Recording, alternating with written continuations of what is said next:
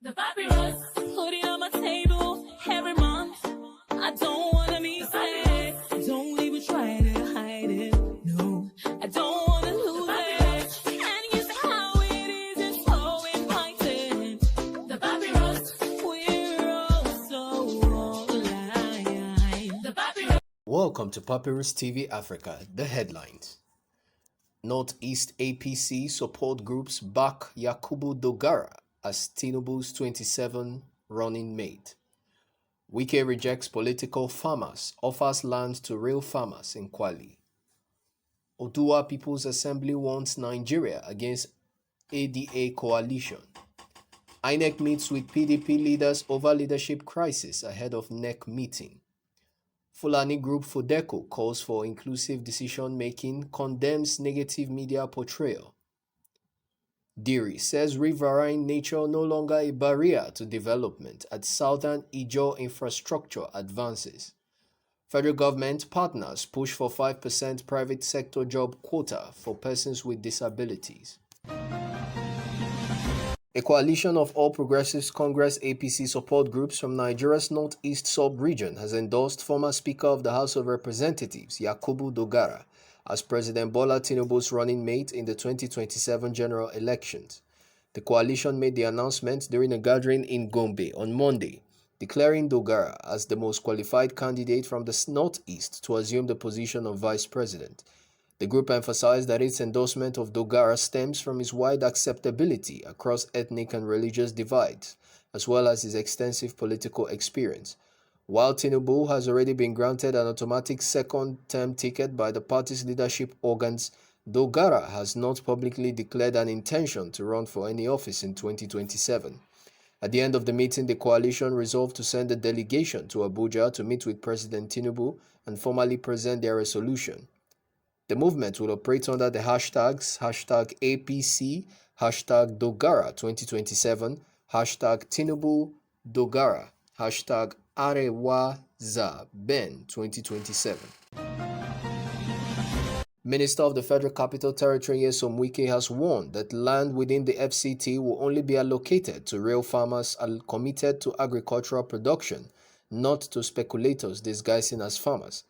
Wike made the declaration while commissioning the newly constructed 15-kilometer A2 Tupai Road in Kwali Area Council as part of a 17-day project inauguration program commemorating President Tinubu's second year in office.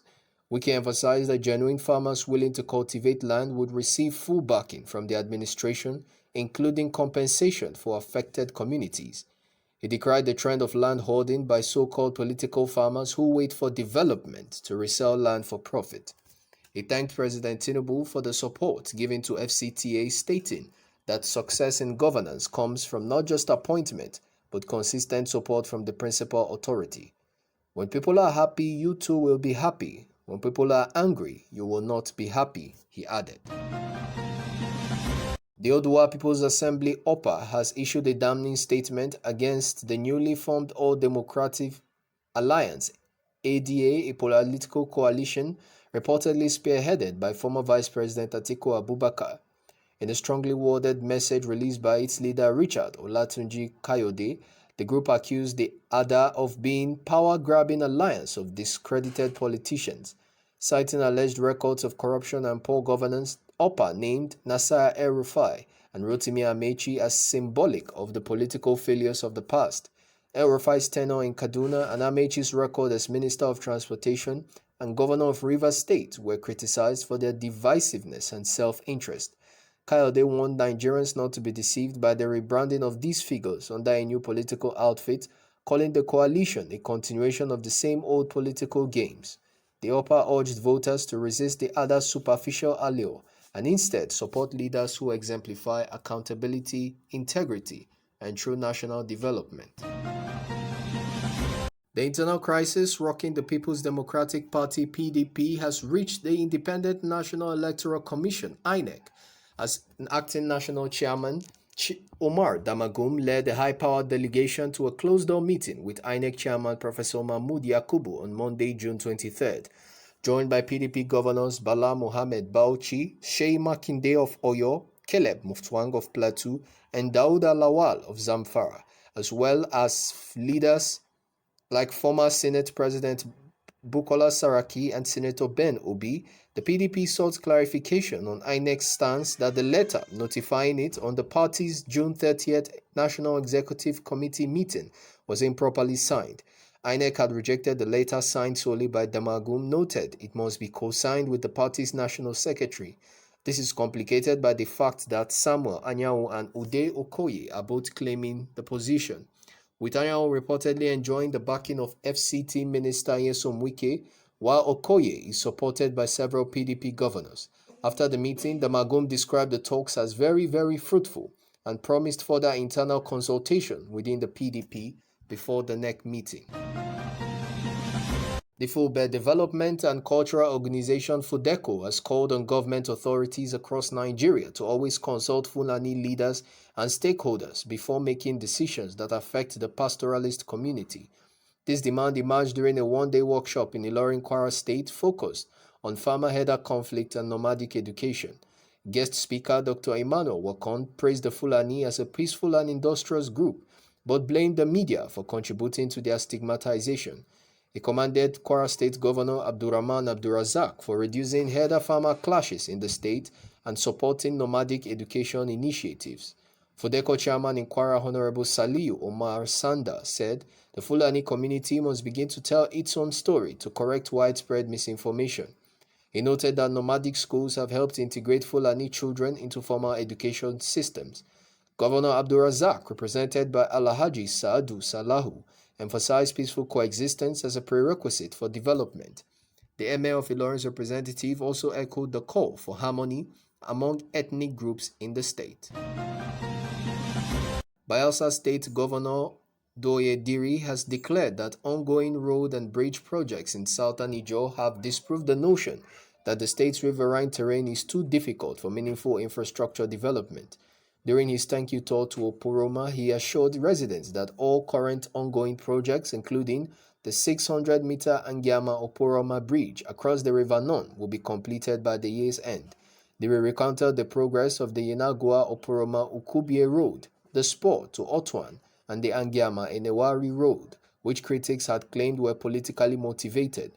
By December this year, we will drive to Oporoma, the governor vowed, adding that his administration had moved swiftly to transform southern Ijaw's access routes. Senator Kombowai Benson, representing Bayelsa Central, lauded the governor for fulfilling long-awaited dreams, while State Assembly members Honorable Moses Malone shared an emotional account of an elderly woman witnessing a vehicle entering Agiama for the first time. Governor Diri also pledged to continue the Akaba-Okodi Road and the establishment of a Science and Technology College at Opukeme in Ogwea local government area.